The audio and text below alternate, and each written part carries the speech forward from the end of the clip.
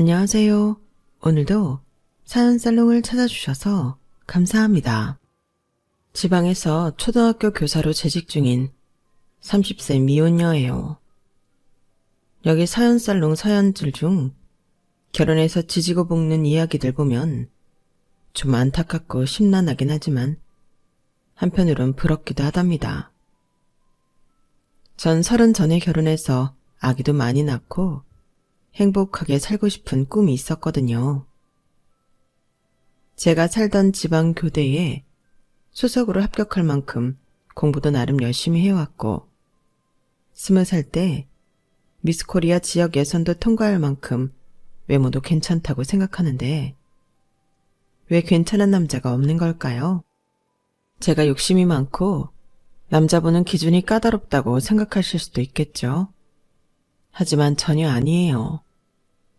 전 돼지 농장의 1군방에서 엄마와 단둘이 지내며 숙식을 해결할 만큼 가난하게도 살아봤고 어려운 일도 많이 겪어봤기에 남자 조건 안 따져요. 저도 월급이 많진 않지만 안정적인 직업을 가졌으니 남자 쪽 집안에 돈을 바라지도 않고요. 다만 결혼할 남자와 그쪽 집안의 인성은 봐요. 결혼하면 미우나 고우나 한 집에서 얼굴 마주보고 살아야 하는데 성격 안 좋은 사람과 살면 집이 지옥으로 변해버릴 테니까요. 근데 괜찮은 인성 갖춘 남자와 시댁을 찾기가 참 어렵네요.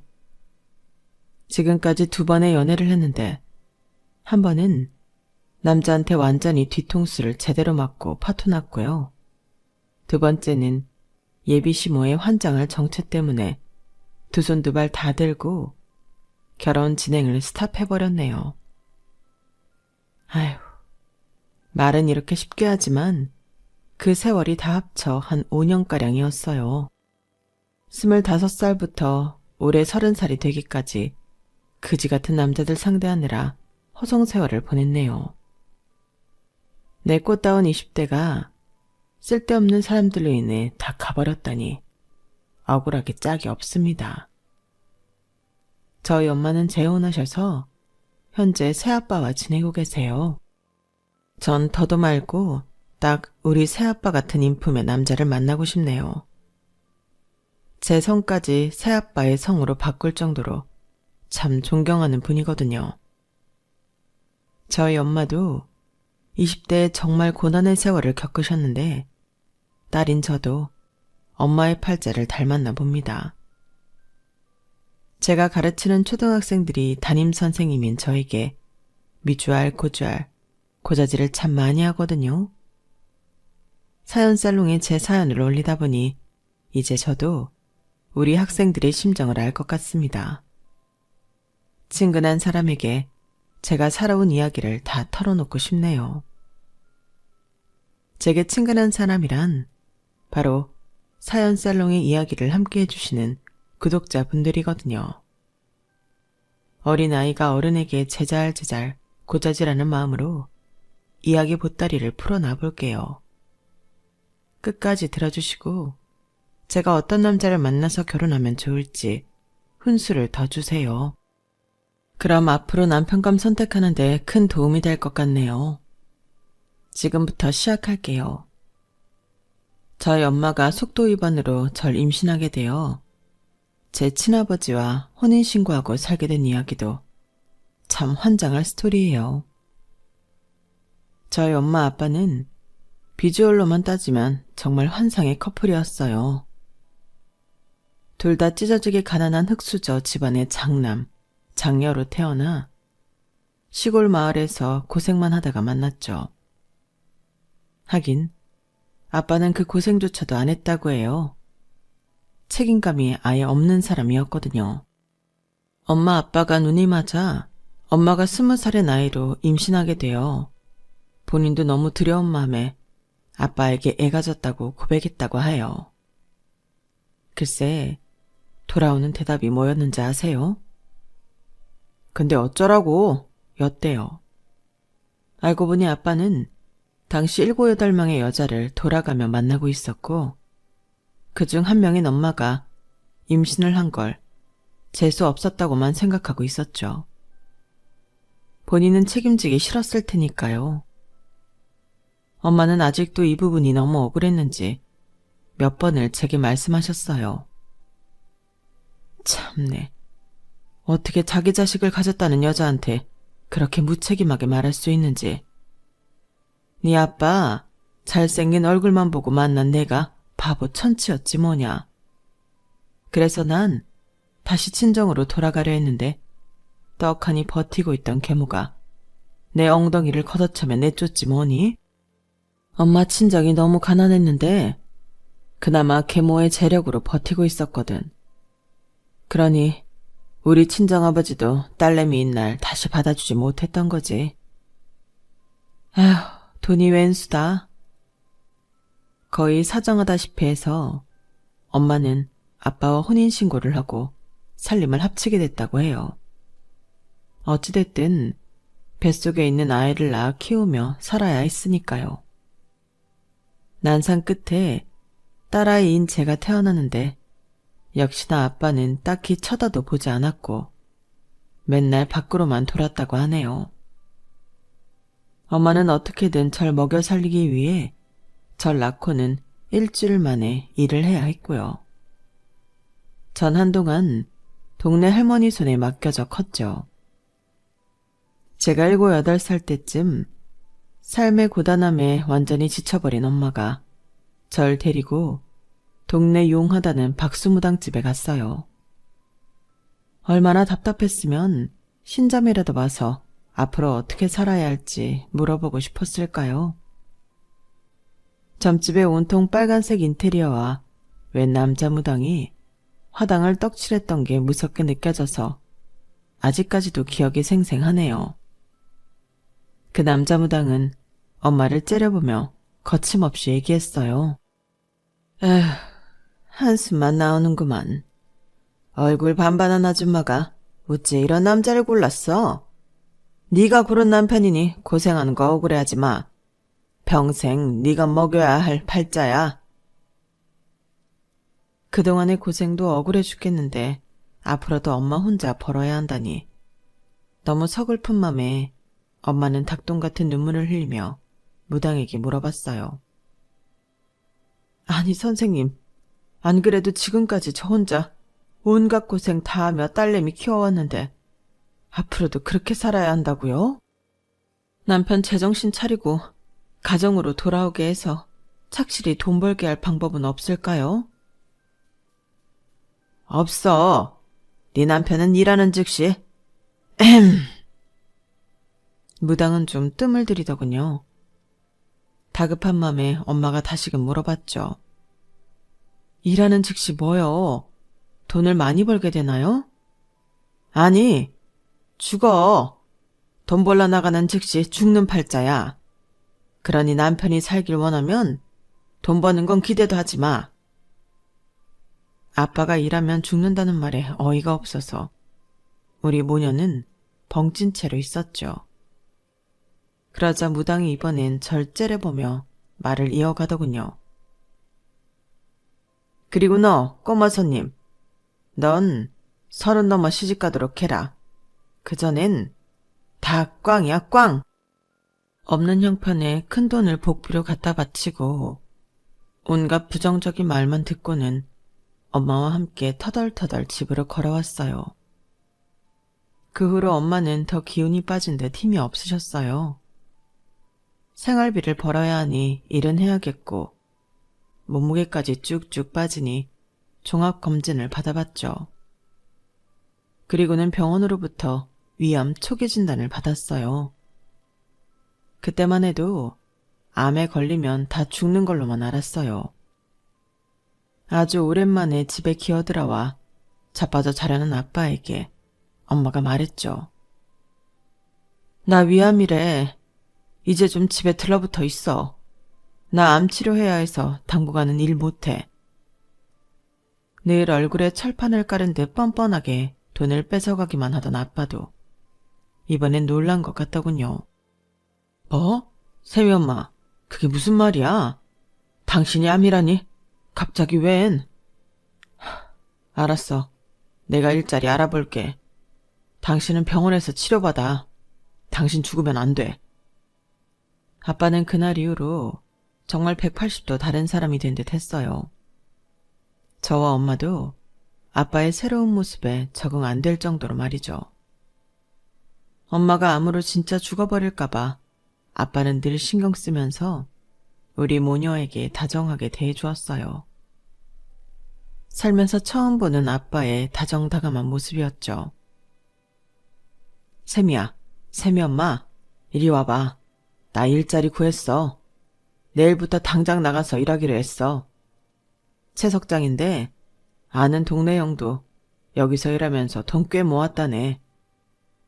그동안 내가 고생시켜서 당신이 암까지 걸렸으니 이젠 내가 정신 차리고 일해서 돈 벌게.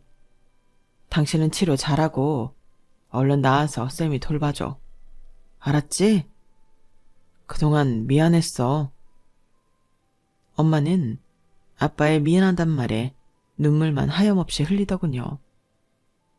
그동안 마음고생, 몸고생한 게 떠올라 회한의 눈물을 흘리는 것 같았어요. 다음날 아침 일찍 아빠는 채석장으로 일하러 나갔어요. 그게 아빠 인생의 첫 출근이었을 거예요. 평생을 한량으로 살며 돈 한 번 벌어보지 않고 엄마가 모아놓은 돈을 뺏어가기 바빴는데 그제서야 정신을 차린 거죠. 아빠, 조심히 다녀오세요. 그래, 샘이야. 아빠가 월급 받으면 통닭 한 마리 사올게. 돈 벌러 나가는 아빠의 기세등등한 뒷모습이 아직도 눈에 선해요. 하지만 그게 아빠의 마지막 모습이었을 줄은 꿈에도 몰랐네요. 오후 2시쯤 따르릉 하고 크게 울리는 전화벨 소리가 어딘지 모르게 소름 끼쳤어요. 김부철 씨 가족 되십니까? 여기 채석장인데 1톤짜리 돌이 굴러떨어지는 사고가 있었어요. 김부철 씨가 크게 다쳤어요. 지금 상태가 많이 안 좋습니다. 빨리 병원으로 좀 와주시겠어요? 너무 놀란 엄마는 예약돼 있던 항암 치료도 받지 않고 절 데리고 병원으로 향했어요. 응급실에서 마주한 아빠는 이미 돌아가셨더랬죠. 의사 선생님은 아직 미성년자인 저에겐 아빠의 얼굴을 보지 못하게 하더군요. 아마 아이가 보면 충격받을 수 있으니 어머니만 오셔서 확인해 주시죠. 큰 돌에 깔렸으니 형체를 알아보기 힘드실 겁니다. 여보, 쌤이 아빠, 이게 무슨 일이에요? 내가 암에 걸려 당신 보고 돈 벌어오라고 해서 이렇게 된 거야. 다 내 탓이라고. 돈 안 벌어도 좋으니 우리 곁으로 다시 돌아와요. 미안해요, 여보. 그렇게 아빠는 우리 곁을 떠나셨어요. 아빠가 정신 차리고 완전히 딴 사람이 되면서 이제야 우리 가족 온전히 잘 살 수 있겠구나 싶었는데 그 희망이 산산조각 나버렸죠. 우리 모녀는 하늘이 무너지는 듯 슬펐지만 전 일단 엄마가 항암 치료를 잘 받아서 다시금 건강해지는 게 시급했어요. 만일 엄마까지 잃게 된다면 세상에 저 혼자 남겨질 일이 너무 두려웠거든요. 엄마는 외할아버지로부터 조금씩 보조를 받아 치료를 이어나갈 수 있었어요. 하지만 생활비 할 돈은 모자라서 단칸방 전세 보증금을 빼서 월세로 돌리고 그 돈으로 야금야금 생활할 수 있었죠. 엄마는 다행히 위암 초기였기에 완치될 수 있었어요. 그때쯤 외할아버지가 돌아가셨고 엄마가 갖고 있던 모든 현금이 다 떨어져서 다시금 돈을 벌어야 했죠. 집 월세조차 몇 달째 내지 못해 쫓겨날 처지였거든요.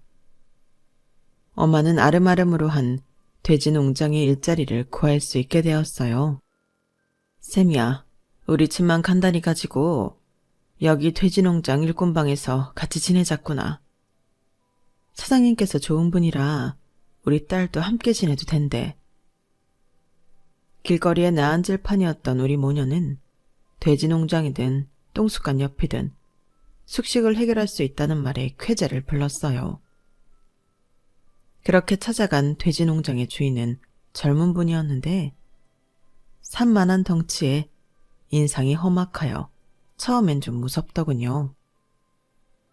그래, 네가 쌤이냐? 쌤이 너도 초등학교 5학년이나 됐으니 여기서 엄마랑 같이 일하면 일당 쳐줄게. 어떠냐? 평생 찢어지게 가난하게 살아왔던 저에게 돈을 벌 수 있는 기회를 준다니 너무 기뻤어요. 단숨에 일하겠다고 대답했죠. 네, 사장님. 저까지 일할 기회를 주시면 정말 열심히 해볼게요. 제가 무슨 일을 할 수 있을까요? 대답 한 번씩 하구나. 학생의 임무는 공부다. 쌤이 네가 앞으로 매일 하루에 3시간씩 공부하면 이 아저씨가 일당 줄게.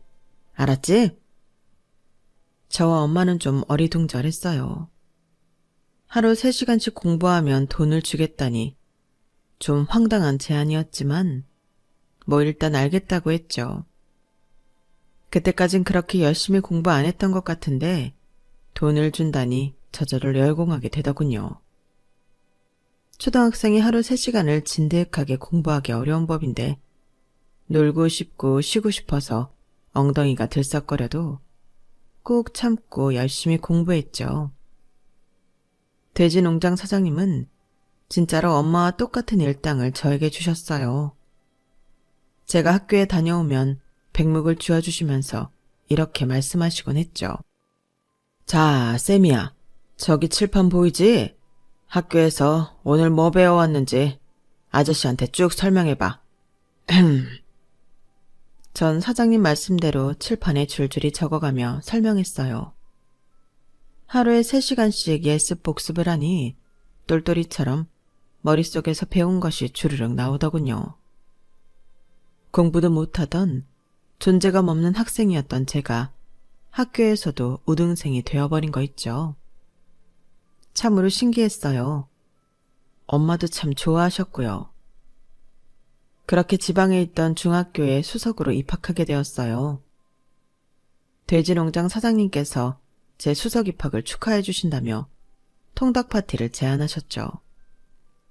엄마와 저 사장님, 이렇게 셋이 둘러앉아 통닭을 뜯으며 행복한 시간을 보냈네요. 잠시 후 조금 긴장한 듯한 사장님께서 저희 엄마에게 갑자기 엄청난 말씀을 하시더군요. 순영씨, 쌤이도 있는 데서 이런 얘기 좀 그렇지만 한 가지 제안을 해도 될까요? 제 이야기가 좀 놀랍더라도 꼭 들어주셨으면 해요. 아, 네, 사장님 말씀하세요. 사장님께서 저희 모녀한테 너무 잘해주시니 자다가도 눈물이 날 만큼 감사드리고 있습니다. 어떤 다른 업무를 시키시려고 그러시는 건가요? 돼지 농장에서 무슨 일이든 다 할게요. 말씀 안 하세요. 저 일을 시키려는 게 아니고 순영씨 처음 농장에서 뵌 순간부터 좋아하고 있었어요. 쌤이도 제 딸처럼 귀엽고 예쁘고요. 저 아직 장가 한 번 못 간 노총각인 거 아시죠? 아버지께 돼지 농장 물려받고 평생을 이곳에서 일만 해왔는데 저도 가정을 좀 꾸리고 싶네요. 쌤이에게도 좋은 아빠가 될 자신이 있습니다. 저랑 결혼해 주시겠어요? 엄마와 전 닭다리를 열심히 뜯다가 얼음이 돼버렸어요. 그런데 엄마의 눈치를 보니 눈물만 주르륵 흘리면서 아무 말도 못하고 있더군요. 제가 나섰죠. 사장님, 아니 아빠, 저희 아빠가 돼주신다고요? 야호, 우리가 가족이 된다. 엄마, 빨리 예스하세요. 뭐하고 계세요? 저야 좋죠. 이렇게 인자한 사장님과 가족이 된다니 저야 감사할 따름이죠. 너무 든든하네요. 좋게 봐주셔서 고마워요. 엄마 나이 30대 중반이었으니 아직 젊은 나이였고 제가 보기에도 우리 엄마는 정말 아름다웠으니 40대 노총각이었던 돼지농장 사장님도 그 미모에 반했나 봐요. 그렇게 우리 셋이 가족이 되었죠. 저도 새아빠를 너무 존경하고 잘 따랐기에 김쌤이었던 저의 이름을 새아빠 성을 따라 박씨로 개명했어요. 엄마와 새아빠의 금슬이 좋았는지 엄마는 바로 임신하셨고 늦둥이 남동생까지 생겼죠. 그때가 제 인생에서 가장 행복하던 때였어요. 전 화목한 가정환경 속에서 열심히 공부해서 지방교대에 좋은 성적으로 합격할 수 있었어요. 합격 소식에 새아빠를 포함한 가족들 모두 눈물까지 흘리며 기뻐해 주었죠. 만세! 박쌤이 만세! 이 아빠가 우리 쌤이 뒷바라지한 보람이 있구나. 너무 고맙다 우리 딸. 여보, 당신도 아들 챙기느라 고3 딸 챙기느라 너무 수고 많았어요. 우리 쌤이가 머지않아 선생님이 되겠구나. 우리 딸은 진짜 자상하고 멋진 선생님이 될 거야. 믿어 의심치 않아. 저 아빠 때문에 교대 가고 싶어 했던 거 아세요? 아빠가 예전 나 초등학생 때 학교에서 돌아오면 칠판에 오늘 배운 거 설명해 보라고 하셨잖아요. 그렇게 마치 선생님이 된 것처럼 강의하다 보니 저절로 복습도 되고 가르치는 것도 재밌겠더라고요. 그때부터 선생님이 되는 꿈을 가졌어요. 아빠, 감사해요. 이참에 우리 딸내미 대학 가거든 경험 삼아 미스 코리아 한번 나가봐라. 아마 진 될 거다 진. 아빠의 갑작스런 미스 코리아 발언에 가족들 모두 하하하고 넘겼지만 말 잘 듣는 딸내미인 저는 진짜로 출전하게 되었어요. 우리 동네에서 예쁘다는 말을 간혹 들어서 전 진짜로 제가 아주 예쁜 줄로만 알고 있었어요. 그런데 실제로 미인대회에 나가보니 세상 미인들은 다 모아놓은 형국이더군요. 그래도 자신감을 갖고 임한 결과 지역대회에선 통과됐지만 전국대회에선 떨어지고 말았죠. 참으로 재미났던 경험이었어요. 대학생활도 정말 재미있게 했어요. 친구들과 어울려 호프집에 가서 마른 안주 하나 시켜놓고 수다 떠는 것도 재밌더군요. 물론 엄마 아빠가 정해놓은 통금 시간을 잊지 않고 지켜서 귀가해야 했죠. 밤 10시였던 귀가 시간은 제가 그 지역 초등학교 선생님으로 발령받은 후에도 동일했어요. 완전히 직장인이 되어 가끔 귀가 시간 10시를 조금 넘길 때면 아빠가 엄마의 잔소리를 막아주는 역할을 하곤 했죠. 정말 든든한 아빠였어요. 하루는 남자친구와 헤어진 여자 동료 선생님의 고충을 들어주기 위해 조용한 호프집에 가서 맥주 한 잔 시켜놓고 얘기를 하고 있었어요. 그때 저쪽에서 남자 2명이 와서 우리에게 합석을 제안하더군요. 그럴 분위기는 아니어서 정중히 거절했죠. 죄송한데 지금은 좀 그러네요. 저희끼리 할 얘기가 있어서요. 죄송합니다. 분위기를 감지한 남자들은 자리로 돌아갔지만 유독 한 남자의 시선이 계속 저에게 향하더라고요. 화장실 갈 때까지 졸졸 쫓아오기도 하면서 말이죠. 방해하지 않으려고 멀리서만 지켜보고 있었는데 연락처 여쭤보지 않으면 후회할 것 같아서요. 지금 연락처 주시면 더 이상 귀찮게 하지 않고 집에 갈게요. 오늘은 늦었으니 연락은 내일 드리도록 하겠습니다. 아 참, 전 의사예요. 심장외과 전문의입니다. 너무 마음에 들어서 그러는데 꼭 연락처와 성함 알 수 있을까요? 잘생긴 얼굴에 큰 키, 아주 정중한 매너가 마음에 들었어요. 저희 엄마가 선천적으로 심장이 좀 약한 편인데 심장 관련 의사라고 하니 솔깃했던 것도 사실이고요. 그렇게 서로 연락처를 주고받고 그날은 늦었다고 정말 연락을 하지 않더군요. 우린 그 다음 날부터 매일 연락을 주고받게 되었고 몇 주 지나지 않아 사귀게 되었어요. 대학 때도 그렇고 가끔 대시를 받은 적도 있었지만 다 거절했어요. 교대에 왔으니 초등학교 선생님으로 정식 발령받고 난 후에 연애를 하고 싶었거든요. 왜 그렇게 고리타분하게 생각하며 예쁜 20대 초중반 시절을 날려버렸는지 지금에 와서는 이해가 잘 안 되네요. 어쨌든 저의 첫 남자친구가 된 이민국. 이 남자와는 안정적인 직장을 다니고 있던 시기에 만난 터라 불같은 사랑을 할 수 있었죠. 연애도 처음이고 남자도 처음. 모든 게 처음이었으니 얼마나 재밌었겠어요. 게다가 남친은 그 전에 연애를 많이 해봤는지 아니면 사람이 원래 이렇게 유쾌한 성격인 건지 함께 있으면 정말 웃음이 끊이질 않았죠. 하지만 안타깝게도 의사 남친은 너무 바빠서 만날 수 있는 시간이 적었어요. 주로 카톡이나 전화로만 대화를 나누었고 한창 분위기 좋게 데이트할 때도 갑자기 급한 심장 수술이 잡혔다며 가버리기 일쑤였죠. 저보다는 꺼져가는 생명을 살리는 일이 더 중요하다고 생각하여 다 이해했어요.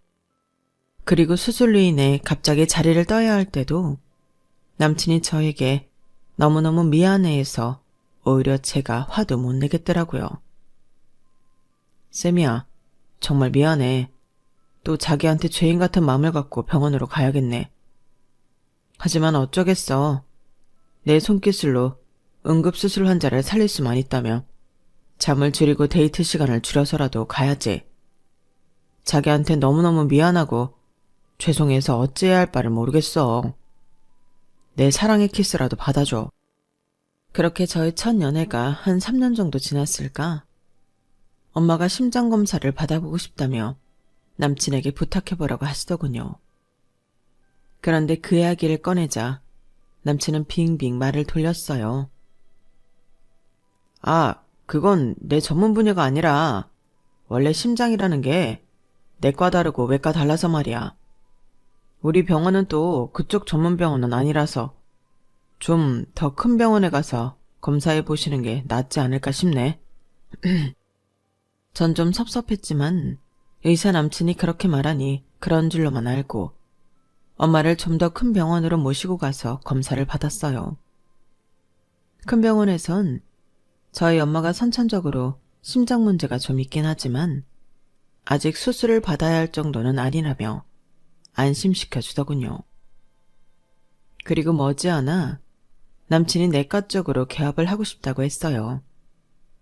그러면서 슬슬 돈 얘기를 꺼내기 시작했죠. 자기야, 혹시 5천만 원 정도만 빌려줄 수 있을까? 나 내과 쪽으로 개원하고 싶어서 말이야. 내가 내 병원 차리면 9시부터 저녁 6시까지만 딱 일하고 그 후론 완전 자유라고. 더 이상 자기랑 데이트하다가 급한 수술 때문에 자리를 떠야 하는 일은 안 생길 거야. 우리 나중에 결혼하고 그러면 내가 가정에 더욱 충실할 수 있는 기회라고. 자기, 나랑 결혼 안 할 거야? 은연중에 이 사람과 결혼까지 할 수도 있겠다 정도는 생각하고 있었죠. 하지만 남친이 결혼 얘기를 개업 문제와 돈 얘기와 함께 꺼낼 줄은 몰랐어요. 평소에도 개원을 하고 싶어 하던 남친이라 도와주고 싶은 마음은 있었어요. 그래서 5천까지는 아니어도 3천만 원 정도는 빌려주겠다고 말했죠.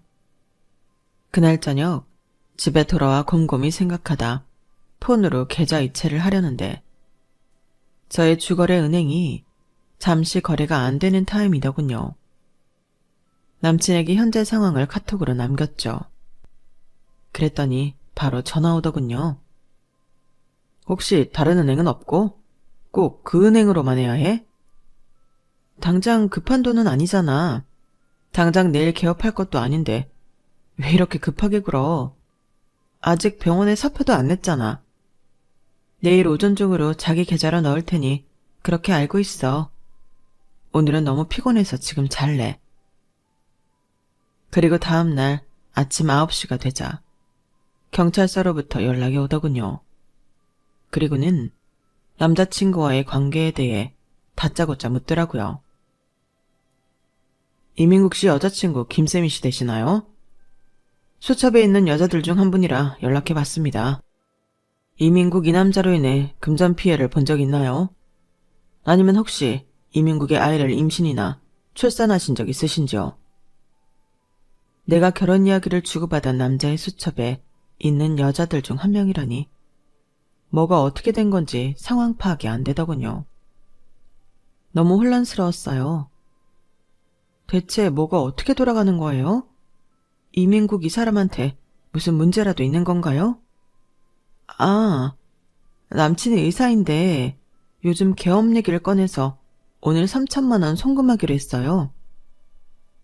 그놈 의사 아닙니다. 그냥 사기꾼이에요. 아직 송금 안 하셨으면 절대 돈 보내지 마세요. 지금 개업한다고 원래 거느리고 있던 여자들한테서 몇 억 뜯어낸 모양인데 이놈이 악질인 게 임신은 또 왜 이리 많이 시켜놨는지 이미 출산한 아이만 2명에 임신한 피해자들이 2사람. 난잡한 놈.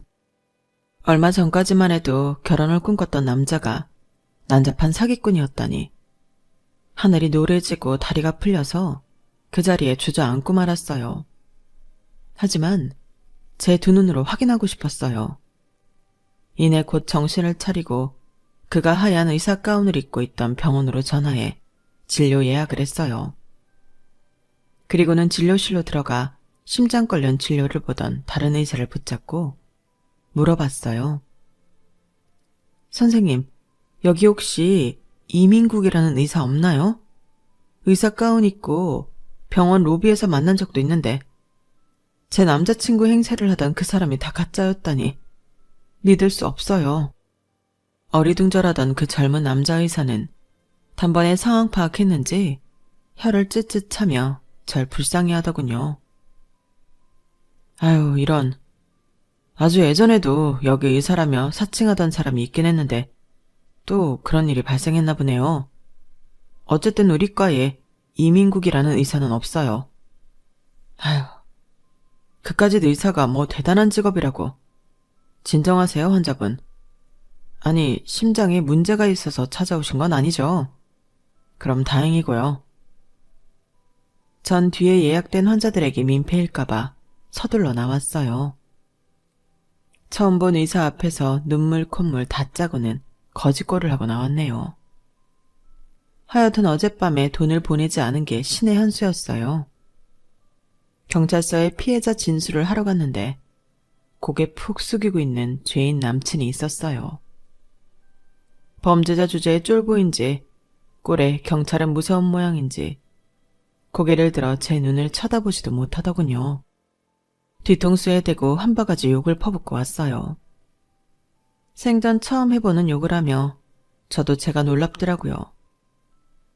입에 담기도 싫은 이름인 이민국, 이 사기꾼 새끼는 저 포함 무려 5명의 여자를 의사라고 속이며 만나왔더군요. 그중 2명이 출산, 2명이 현재 임신 중.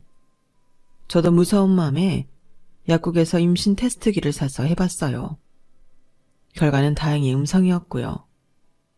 집에 와서 엉엉 울었죠. 오직 식구들에게만 이 이야기를 털어놓을 수 있었어요. 이런 짐승과 결혼을 전제로 몇 년을 만나고 사랑하고 결혼 이야기까지 꺼낸 게 너무 창피하고 부끄러워서 남들에겐 차마 말 못하겠더라고요. 한 일주일 뒤쯤 아주 조금씩 진정이 되어 다시 일상생활을 아무렇지 않은 척 하고 있었어요. 속은 썩어 문드러졌지만 겉으로는 내색하지 않고 초등학생들을 가르치고 있었죠. 그런데 어느 날 저녁 모르는 번호로 전화가 오더군요. 안녕하세요. 박쌤이 씨 핸드폰 맞나요? 환자 기록 보고 연락드립니다. 원래 이러면 안 되는데 연락 안 드리면 후회할 것 같아서 용기를 내봤네요. 저번에 사기꾼 확인하신다며 제 앞에서 실컷 울고 가셨죠? 그때 의사 양수철이라고 합니다. 어떻게 조금 진정이 되셨나요? 신경 안정제 먹고 겨우 진정하고 있던 제 마음이 다시금 콩닥거렸어요. 아, 네. 저 박쌤이 맞는데 혹시 무슨 일로 전화하셨을까요? 사기꾼 전남친 관련해서 또 어떤 문제가 있는 건가요? 아니요. 솔직히 말씀드리면 세미 씨한테 관심이 있어서 연락드렸습니다. 전 이상한 사람 아니고 이 병원 심장외과 의사 맞습니다. 주말에 시간 되시면 카페에서 커피 한잔하면 좋을 것 같아서요. 식사도 제가 대접하도록 하겠습니다. 웃을 상황이 아니었지만 전화기상으로 그 남자가 웃으니 저도 옅은 웃음이 나왔어요. 하지만 전 남친에게 당한 게 아직도 분이 풀리지 않은 마당에 또 다른 남자를 만나고 싶은 마음이 아직 안 생기더군요. 그래서 정중히 거절했죠. 그런데 양수철이라는 이 의사는 진짜 끈질겼어요. 그 후로도 매일 카톡도 보내고 문자도 보내고 전화도 하더군요. 그렇게 매일 연락하다 보니 저도 모르게 이 남자에게 스며들었어요. 석 달 뒤쯤 실제로 만나게 되었죠. 병실에서 눈물 콧물 다 짜며 만나서 이 남자 얼굴이 기억도 안 났는데 실제로 다시 만나게 되니 참 훈훈하게 생겼더군요. 전 뭔가 민망했고요. 이렇게 세미 씨 실물을 다시 보니 아름다우십니다. 너무 보고 싶었어요. 제 꿈에까지 나오시더라고요. 실없이 웃는 그 남자를 따라 저도 웃게 되었어요. 이 남자는 성격도 참 좋았어요. 이미 썸만 3개월을 탔으니 사귀는 건 금방이었죠. 전 가끔 저와 15살 차이 나는 늦둥이 동생을 데이트에 함께 데리고 나갔어요. 동생 민혁이와 남자친구와 함께 놀이동산에도 가고 영화관에도 갔죠. 수철이 형아 킹왕짱이네요. 세미 누나랑 얼른 결혼하지 않고 뭐해요? 우리 집에서 누나 30살 넘기 전에 시집 보낸다던데? 혹시라도 우리 누나 다른 남자가 채가면 어떡해요? 그래? 그럼 형이 누나한테 얼른 프로포즈 해야겠네. 형도 너희 누나랑 결혼하고 싶거든. 전 남동생과 남친의 쿵짝에 얼굴만 벌게져 있었어요. 남친을 몇 개월 만나보니 본인 부모님에게 효자더군요. 저와 데이트를 할 때도 본인 엄마가 집에 오라고 전화하면 당장 갔죠. 뭐? 엄마, 백화점에서 코트 3벌 사서 무겁다고요? 알았어요. 지금 갈게요. 추우니까 백화점 안에서 기다리세요. 근데 본인 부모님께 효심이 지극한 게 나빠 보이지 않았어요. 만약 결혼하게 되면 우리 부모님께도 잘할 거라 생각했기 때문이었어요. 제 눈에 콩깍지가 단단히 씌었던 거죠 뭐. 어쨌든 우리 둘은 자연스레 결혼 이야기를 하게 되었어요. 우리 집안에선 저와 남친이 만나는 걸 알고 있었기에 일단 남친 부모님께 먼저 인사드리기로 했죠. 남친이 본인 집안에 제 이야기를 어느 정도 해놨다고 하여 별 긴장은 안 했어요. 최대한 단정하게 갖춰입고 선물 꾸러미를 사들고 남친의 단독주택으로 가서 띵동 했죠. 그런데 몇 번을 눌러도 집안에서 대답이 없더군요. 본인 집에서 부모님과 함께 기다린다던 남친도 전화를 받지 않았어요. 하염없이 기다리며 또다시 남친 집에 벨을 누르자 인터폰을 통해 남친 엄마가 소리를 고래고래 지르더군요. 전 대문 밖에서 그 언어폭력을 고스란히 듣고 있었고요. 야, 너 내 아들이 의사라서 꼬신 거지? 우리 수철이가 하도 착해 빠져갖고 뭣도 없는 여자랑 결혼한다고 하길래 내가 하도 열불이 나서 집에 들어 눕고 말았다. 이게 다 너 때문이라고. 너희 집에선 설마 의사 사위를 공짜로 얻으려는 건 아니지? 내가 수철이 통해서 전화번호 알아내서 니네 아빠한테 요구 조건을 보낼 테니 그거 다 안 해오면 이 결혼 꽝이다 꽝. 그리고 내가 문 안 열어줬다고 우리 수철이 잡을 생각 마라. 내가 핸드폰도 뺐고 잠깐 어디 심부름 보냈으니까 우리 수철이에겐 대충 나 만나고 헤어졌다고 뻥치란 말이야.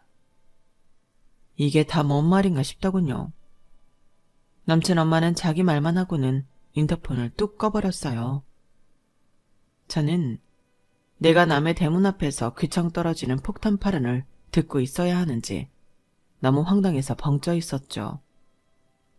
남친 엄마가 인터폰을 통해 하도 크게 소리를 질러대니 길가를 지나던 사람들이 힐끗힐끗 쳐다보더군요.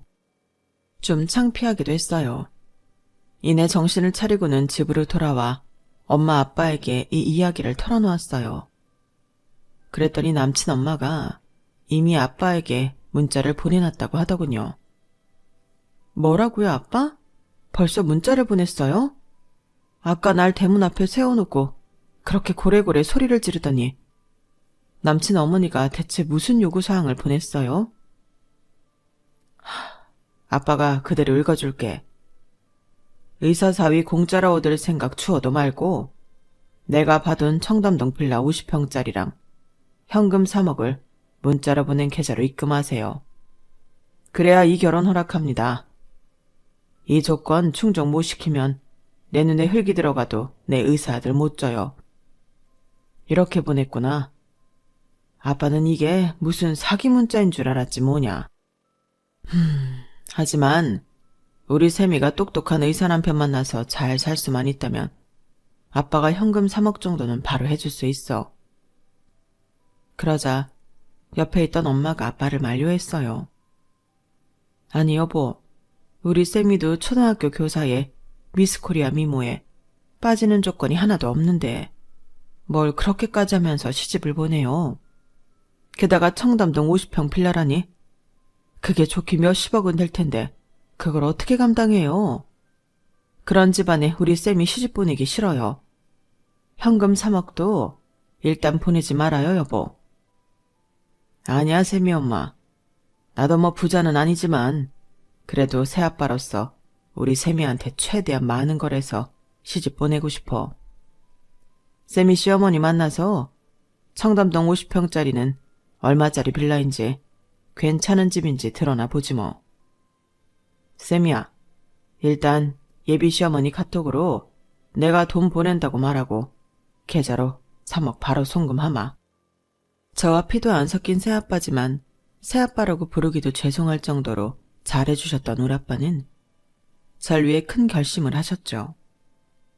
다행히 돼지 농장을 운영하셨기에 현금이 좀 여유가 있으셨는지 아빠는 진짜 3억이란 큰 돈을 남친 엄마한테 보내셨더군요. 그런데 곧바로 남친 엄마로부터 제게 전화가 왔어요. 샘이야, 혹시 네 아빠 성함이 박종수 맞니? 카톡에 있는 사진 봤더니 내가 알던 분 같아서 말이야. 네, 맞아요, 어머님. 근데 저희 아빠 성함을 어떻게 아셨어요? 원래 알던 사이세요? 아휴, 진짜 큰일 났구나. 내가 너희 집으로 지금 가마. 카톡으로 바로 주소 보내라. 전화 끊자마자 1시간 만에 남친 엄마가 진짜 우리 집으로 왔더군요.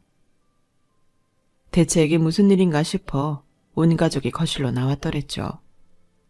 그런데 남친 엄마의 얼굴을 확인한 아빠의 표정이 울그락불그락해지더군요. 남친 엄마는 저희 가족 앞에 봉투를 하나 두고는 냅다 엎드려 싹싹 빌기 시작했어요. 심지어 눈물까지 보이면서 말이죠. 박 사장님, 40년 전 인연이 어떻게 이렇게 됐네요. 3억 다시 돌려드릴 테니 제발 우리 아들과 남편한테 제 과거에 대해 비밀로 해주십시오. 아빠는 남친 엄마한테 대고 고래고래 소리를 지르며 일장연설을 하기 시작했죠. 전 아빠가 이렇게 분노한 모습은 처음 봤어요. 이 망할 년, 더러운 년, 네가 40년 전 우리 마을을 초토화내고 돈까지 다 뜯어내서 서울로 도망가더니 신분 세탁해서 잘 먹고 잘 살고 있었냐? 천벌을 받을 년 같으니라고. 쌤이야, 이 여자가 누군 줄 아냐?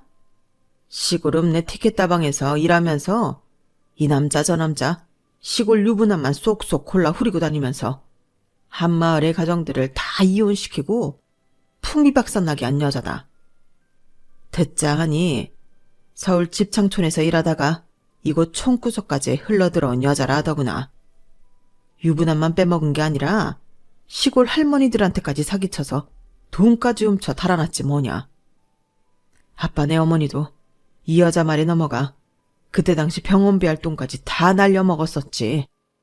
이 여자 때문에 우리 어머니 수술도 못 받고 돼지 농장까지 다 날려먹을 뻔했다고. 아우, 내가 알았으면 절대 인연한테 돈 안 줬을 텐데. 우리 집안의 피 같은 돈을 다 빨아먹고 지 혼자 서울 가서 아들 낳고 잘 먹고 잘 살았는가 보지? 너 때문에 우리 마을에 속번 걸려 시름시름 앓다가 죽고 병든 사람이 여러 명이었어. 천하의 나쁜 년 같으니라고. 전 너무 놀라서 남친 엄마한테 되물었어요. 어머님, 이게 다 사실이에요? 어디 말 좀 해보세요. 사실이야. 쌤이야 못먹이 없구나. 그리고 박 사장님, 제가 이 돈 돌려드릴 테니 제발 우리 아들이랑 남편이 제 과거에 대해 알게 하지 말아주세요. 제가 젊은 날 인간 같지 않게 살았던 거 뼈에 사무치게 후회하고 있습니다. 이 혼사는 박 사장님께서 원하시는 대로 할게요. 결혼 스톱하라면 스톱시키고 진행하라면 진행시킬 테니 제발 제 과거만 비밀에 붙여주세요. 내가 미쳤다고 너 같은 쓰레기가 있는 집안에 우리 귀한 딸을 씹보내냐? 너 40년 전에 우리 엄마 돈 뺏어간 거 이자까지 싹 다 계산해서 갚아. 그렇지 않으면 니네 가족들한테 다 불어버릴 테니까. 그리고 쌤이야, 이 결혼은 없던 걸로 하자. 그 엄마의 그 아들이지. 절대 안 된다. 절대 안 돼. 남친 엄마는 여전히 바닥에 바짝 엎드린 상태로 연신 죄송합니다만 연발했어요. 죄송합니다, 박 사장님. 40년 전 그 돈은 진짜 이자까지 쳐서 갚아드릴게요. 그럼 이 결혼은 없던 걸로 하고 전 이만 물러나 보겠습니다. 용서해 주셔서 진짜 감사드립니다. 앞으로 착실하게 살게요. 전 이만 가보겠습니다. 그럼 몸 건강히 지내세요. 이렇게 마지막 말을 남기고는 남친 엄마는 꽁무니를 뺐어요. 진짜 아빠의 말이 다 사실이라면 그런 집안에 시집을 가긴 싫더군요. 남친에겐 다른 핑계를 대며 헤어질 것을 선언했죠. 수철 씨네 엄마가 절 너무 싫어하시네요. 반대하는 결혼 별로 하고 싶지 않아요. 시간 낭비하고 싶지 않으니 우리 이쯤에서 헤어지죠. 쌤씨, 제가 꼭 우리 엄마 설득해 볼게요. 이렇게 헤어지는 게 어딨어요. 한 번만 다시 생각해봐요. 네? 남자친구도 꼭 자기 엄마 마냥 울며불며 제 바지가랑이를 붙잡고 늘어졌지만 있는 정도 다 떨어졌기에 그냥 쌩하니 나와버렸어요. 이렇게 전 또다시 솔로가 되었죠. 연애 딱 2번 했는데 이렇게 파란만장할 수가 있을까요? 이젠 좀 평범한 남자와 연애하고 결혼까지 이어졌으면 좋겠어요. 의사의 하얀 가운은 보기만 해도 싫으네요. 혹시 괜찮은 남자 있으면 저 한번 소개해 주세요. 결혼해서 소박하고 다복하게 사는 게 저의 꿈이 돼버렸습니다. 지금까지 정말 착실하게 살아온 저 응원해 주세요. 그럼 지금까지 긴 글 읽어주셔서 감사해요. 가정에 항상 화목이 가득하길 바랍니다. 건강하시고 복 받으세요. 여러분, 사연 댓글에 응원과 현명한 조언 부탁드려요. 좋아요와 구독은 저에게 큰 힘이 됩니다. 오늘도 좋은 일 가득하세요.